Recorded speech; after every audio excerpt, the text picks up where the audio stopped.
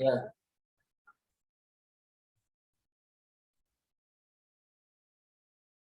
Assalamualaikum warahmatullahi wabarakatuh. Perkenalkan, kami dari kelompok 115. Pada kesempatan kali ini akan mempresentasikan hasil dari mata kuliah praktikum tugas software BIM dengan menggunakan aplikasi Tekla Struktur untuk pemodelan dan Navisworks untuk scheduling. Mata kuliah tugas software BIM ini diampu oleh Bapak Sulis Iqbal Khairul Amar, ST, MSc.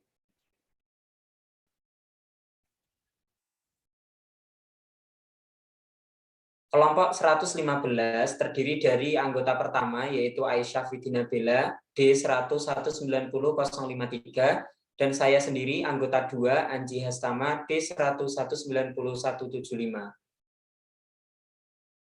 Untuk poin pertama yang menjelaskan tentang kasus soal yang akan dikerjakan akan disampaikan oleh rekan saya. Dipersilahkan. Terima kasih, Saudara Anji Hastama. Untuk pembahasan nomor 1 adalah kasus soal yang dikerjakan, yaitu kelompok 115 mengerjakan soal tipe 2. Soal tipe 2 atau soal nomor 2 itu buatlah sebuah konstruksi gedung dengan menggunakan software Tekla Struktur 2021. Hasil akhir yang diharapkan menitik beratkan pada konsep pemodelan dan manajemen dengan luaran sebagai berikut. A. Gambar 2D dan 3D setiap lantainya. B.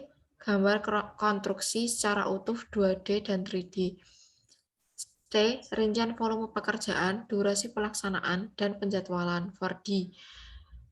Ukuran soal tipe. Jadi, dari data yang sudah diberikan asisten, itu ada huruf XX. Yang dimaksud di situ adalah angka terakhir dari kelompok. Kita kelompok 115, jadi angka terakhirnya adalah 5. Saya beri contoh untuk L1 adalah 7000 plus X00 mm. Jadi 7000 ditambah 500 mm sama dengan 7500 mm. Berlaku semua data dari Y1, Y2 sampai diameter bore pile. Yang kedua adalah langkah pengerjaan. Yang pertama, menggambar di AutoCAD.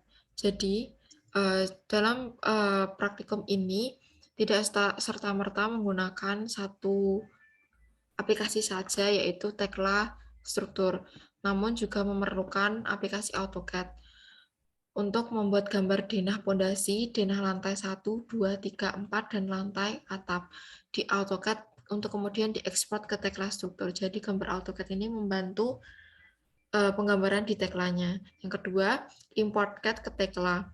Export CAD ke Tekla dengan menggunakan elevasi yang sudah sesuai dengan ketentuan untuk kemudian digambar per lantai di Tekla. Jadi setelah digambar di CAD, kemudian gambar-gambar yang sudah disebutkan tadi diimport ke Tekla. Ketika pengimportan itu langsung disetting ketinggian lantainya di koordinat Z-nya. Terus yang ketiga adalah setting grid. Buka Tekla, terus kemudian sebelum setting grid itu harus sudah dipastikan CAD-nya sudah diimport ke Tekla. Kemudian setting grid pada section koordinat. Yang keempat, editing material. Pilih menu katalog, material katalog, maka akan terlihat kotak dialog modify material katalog. Yang kelima, memodelkan bore pile, pile cap, kolom, balok, dan slope. Semua konstruksi yang digunakan dimodelkan sesuai dengan material yang digunakan, seperti kolom, beam, dan seterusnya. Jadi, sebelum melakukan penggambaran pemodelan bangunan, itu sangat penting sekali di awal memodelkan struktur-strukturnya seperti bore pile, pile cap, kolom, balok, dan slope. Selanjutnya, memodelkan juga nomor 6, memodelkan juga plat atap dan plat lantai. Semua konstruksi yang digunakan dimodelkan sesuai dengan material yang digunakan, plat atap dan plat lantai, sesuai dengan ketebalan yang direncanakan. Jadi plat atap dan plat lantai tersebut ketebalannya berbeda karena fungsinya juga berbeda. seperti berikut gambar pada teklanya. Yang pertama, pada lantai pondasi tampilannya seperti ini. Ada plat lantainya juga, terus ada balok sleeve-nya juga, dan ada balok induknya. Kemudian pada lantai 1 tampilannya seperti ini. Ada balok pedestal. Balok pedestal itu berada di atas pondasi dan di bawah lantai 1. Itu namanya balok pedestal. Kemudian ada maksud saya kolom pedestal. Kemudian ada kolom struktur lantai 1 juga, ada tangga dan balok tangga. Kemudian masuk ke lantai 2, sama tampilannya. Di sini ada warna biru muda dan biru tua. Ini ukurannya balok berbeda. Jadi harus dibedakan juga pemodelannya. Masuk ke lantai 3, ada plat atap yang kecil, ketebalannya setipis ini, dengan plat lantai yang di sini berbeda. Yang dimaksud berbeda tadi ya seperti ini, karena fungsinya juga berbeda. Kemudian masuk ke lantai 4, tampilannya seperti ini. Kemudian masuk ke lantai atap, ya, yang paling atas. Seperti ini, ada balok anak dan balok induk, serta kolom-kolomnya. Masuk ke perspektif 3D, tampilannya seperti ini. Keseluruhan dari bor pel cap, kolom balok sleeve, dan sebagainya, struktur tangga juga terlihat semuanya. Kurang lebih seperti ini. Kemudian selanjutnya langkah pengerjaan ada scheduling, masuk ke animasi Navisworks, kemudian membuat output tekla struktur yang akan dijelaskan Saudara Anji Hastama. Oke, sebelum memasuki langkah 7 yaitu scheduling, ada beberapa hal yang perlu diperhatikan. Yang pertama, kalian harus memastikan terlebih dahulu bahwa gambar modeling di tekla kalian sudah benar-benar disetujui oleh asisten. Dalam artian gambar yang kalian modelkan yang ada di tekla struktur itu sudah memenuhi syarat. Kemudian yang kedua, dari gambar pemodelan tekla struktur tersebut, kalian harus mengekspornya menjadi file IFC. Nah, file IFC itu nantinya akan bertempat satu folder dengan file tekla kalian.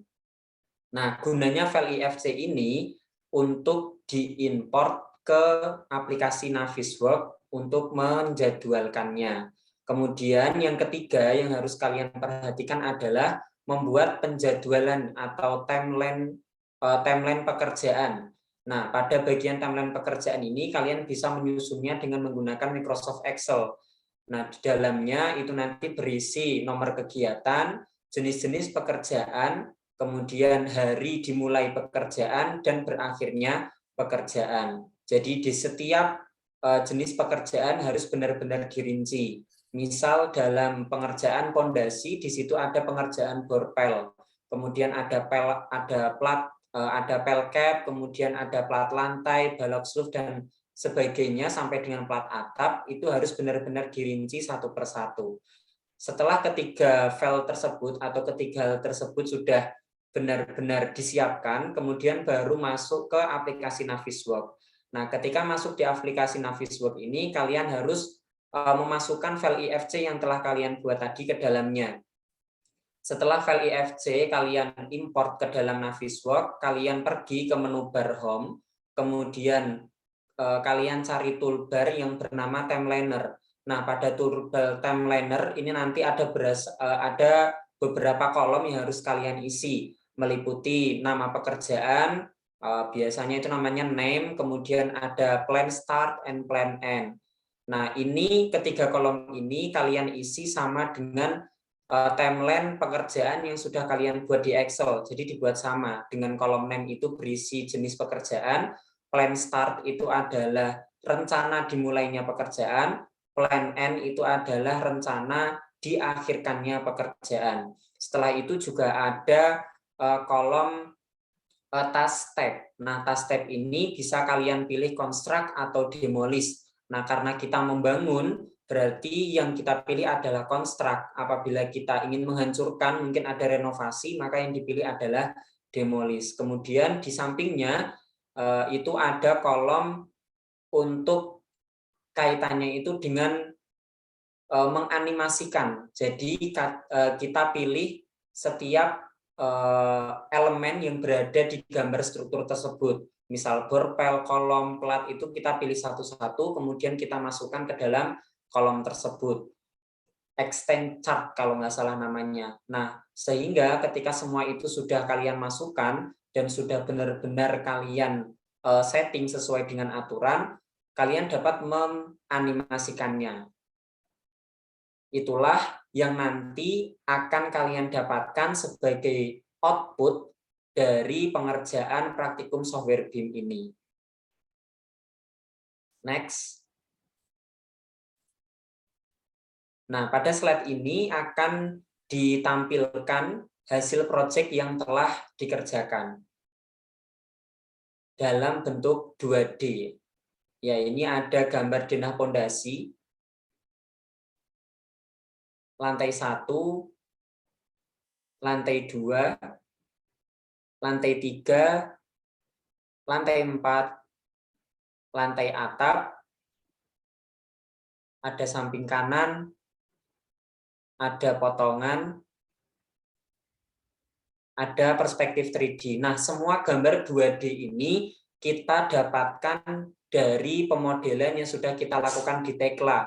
Jadi bukan lagi menggunakan aplikasi AutoCAD ya. Jadi dengan menggunakan Tekla pun kita juga bisa menghasilkan gambar 2D. Next. Nah, berikut akan ditampilkan video hasil dari scheduling yang dilakukan dengan menggunakan aplikasi Navisworks. Nah, terlihat bahwa di sini di pojok kiri atas itu adalah keterangan mengenai hari dan persentase pekerjaan yang sudah kita masukkan pada toolbar timeliner sebelumnya pada aplikasi Navisworks. Jadi terlihat di situ ada beberapa jenis pekerjaan ya, ada kolom lantai 1, kemudian setelah selesai dilanjutkan ke kolom lantai 2. Nah, keuntungan yang akan kita dapatkan dengan melakukan penjadwalan dan melakukan analisa dengan menggunakan BIM ini adalah salah satunya kita bisa mengestimasi waktu yang akan kita gunakan beserta persentase pekerjaan yang akan dilakukan seperti itu, sehingga sangat mengefisiensi terutama pada biaya dan juga waktu.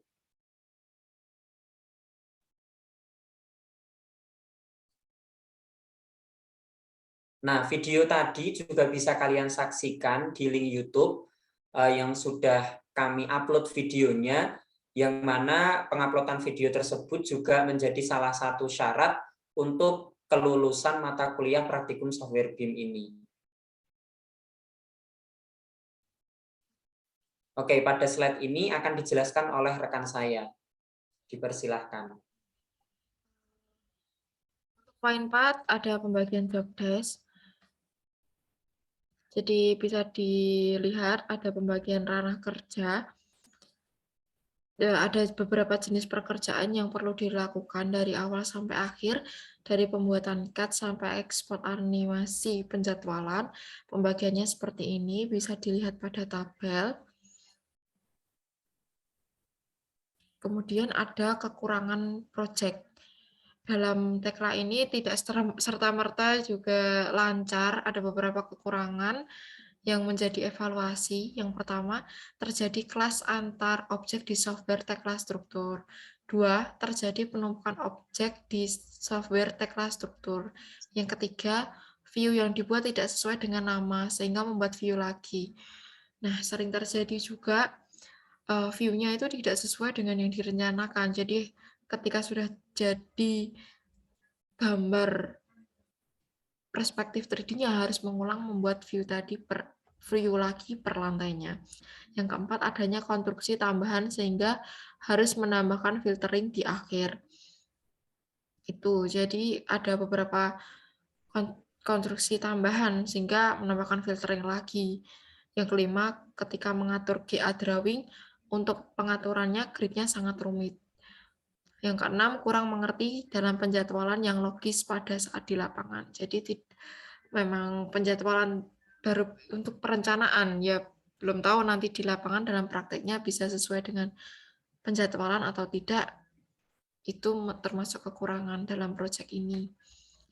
Kemudian dari seluruh kegiatan bisa diambil kesimpulan, mahasiswa mampu memodelkan perencanaan bangunan menggunakan software Tekla Struktur, juga mampu membuat gambar 3D, 4D, dan 5D, dan membuat penjadwalan proyek dari awal sampai selesai untuk mengetahui berapa lama proyek tersebut berlangsung. Kemudian di sini kami mengutip kata-kata motivasi, seseorang yang berani membuang 1 jam waktunya tidak mengetahui nilai kehidupan, dari Charles Darwin. Terima kasih. Ada tambahan, Mas Anji? Cukup. Terima kasih. Sekian video presentasi tugas software BIM Tekla Struktur dari kelompok 115. Apabila ada kekurangan atau kelebihan, mohon maaf yang sebesar-besarnya. Terima kasih. Wassalamualaikum warahmatullahi wabarakatuh. Semoga bermanfaat.